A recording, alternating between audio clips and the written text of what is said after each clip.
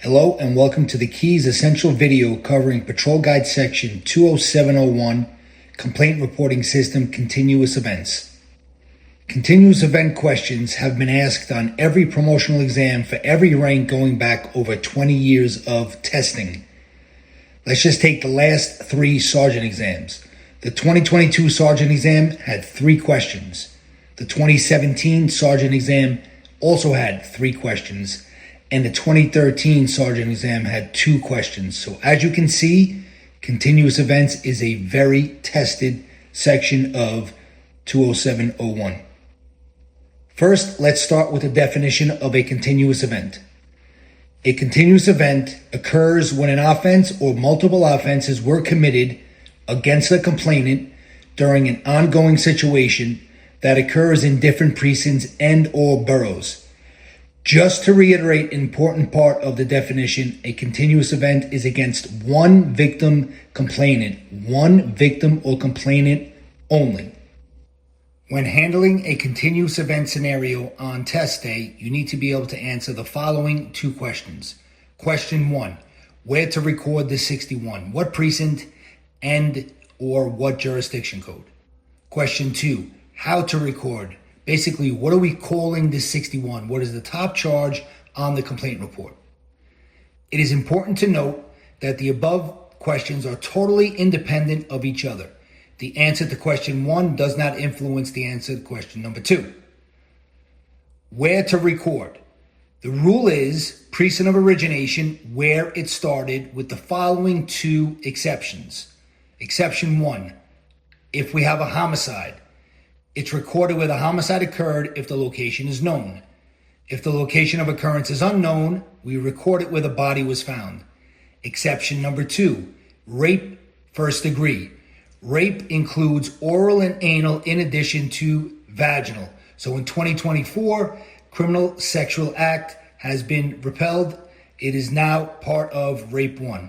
So if we have this rape 1, it's recorded where it occurred if known. If the location of occurrence is unknown, but the location of origination where the initial offense is known, we record in the precinct of origination. If neither location is known, record where the complainant reports the incident.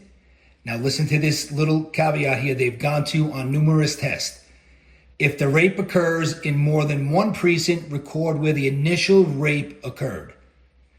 Jurisdiction codes, you all should know what they are, okay? NYPD 00, Transit 01, Housing 02. Wherever the complaint is recorded based on the above rules also determines the jurisdiction code. Housing Bureau incidents.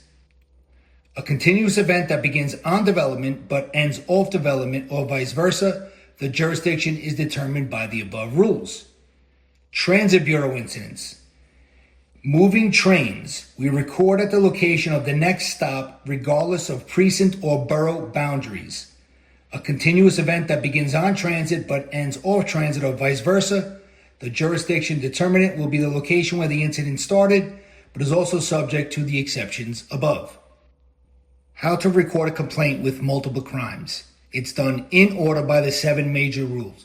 You should all know your 7 majors. First up, murder, non-negligent manslaughter. Number 2, forcible rape, rape first degree. Number 3, robbery. Number 4, felonious assault or attempted murder. So the first 4 are all against a person. Number 5, burglary. 6, grand larceny. And last, number 7 is GLA, even if coupled with a grand larceny from the auto. Good example here. If a perp steals a car with $1 million painting inside the car, it's still going to be called a GLA. Now, a little exception here. If it's an attempted 7 major, it's considered the completed act. It is the 7 major, with the exception of attempted murder, which will be classified as felonious assault. So an attempted murder when coupled with a robbery is recorded as a robbery. Attempted murder when coupled with a rape 1 is recorded as a rape. As you can see, there are quite a few rules that come into play when answering a continuous event question. Now, I want to show you a method that I've been using for years that helped myself ace my promotional exams, as well as many students. On a scrap paper, draw yourself a chart with 3 columns. Yes, on test day, you will be provided with scrap paper. Title the columns as follows. Column 1, crime. Column 2, precinct. Column 3, jurisdiction.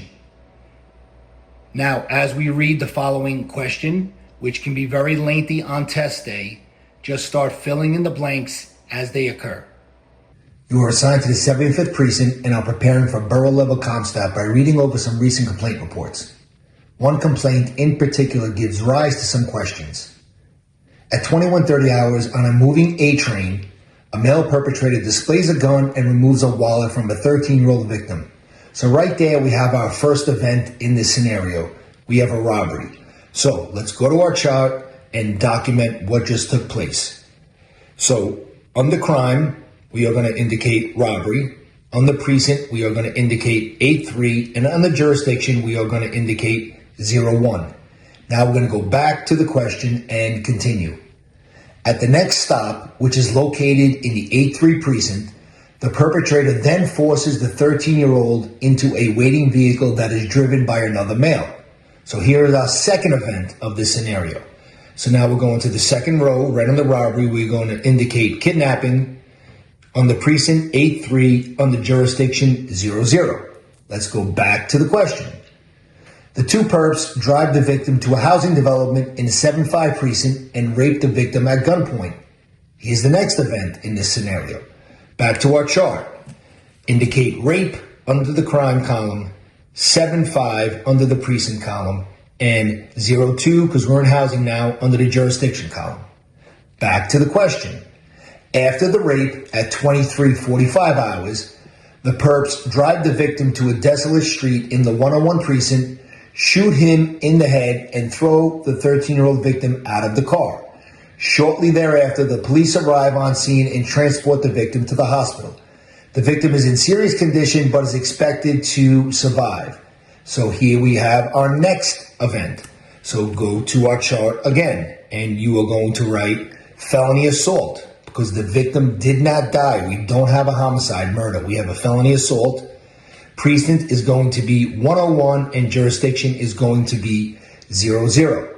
So based on the preceding facts, the complaint should be recorded in what precinct and what is the proper jurisdiction code? That's the first question we have to answer.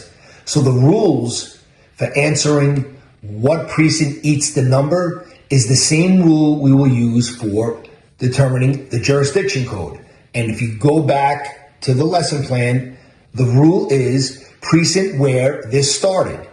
Where did this start? Robbery in the 8-3. But what happened? We have the exceptions here, right? So the rule is, again, precinct of origination, unless you have a homicide. We don't have a homicide or a rape 1. So let's look down our crime column, and what do we see? We have the rape. Where did the rape take place? In the 7-5, jurisdiction code 02. So that's how easy it is, okay? So that's the precinct that's going to get stuck eating this 61. 7-5 precinct with a jurisdiction code 02. It's as simple as that. So now the second question we have to tackle. You have decided where the complaint should be recorded. Now you must decide how it should be classified. So what is the appropriate top charge for the classification purposes on the complaint report? So now we have to decide what are we going to call this 61. And we have to keep in mind the 7 majors. So now you look at your chart and you don't even need to look at column 2 or column 3. You can actually cover it up with your hand. So cover up the precinct jurisdiction columns and just look down first at the crime column. So do we have any 7 majors? We have a robbery, so there's 1. Kidnapping is not a 7 major, no good. You can cross kidnapping off.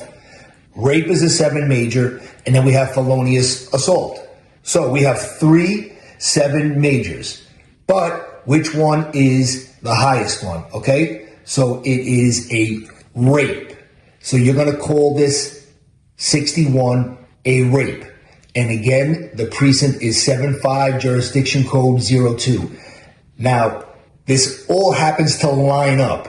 The rape 7502. On test day, it may not be like that, okay? So don't get fooled that it's going to seem that easy. Now practice this method with as many continuous event questions as you can, and you will see how much easier it is to handle any continuous event question the way I just showed you. Be safe, study hard, and always remember that preparation is the key.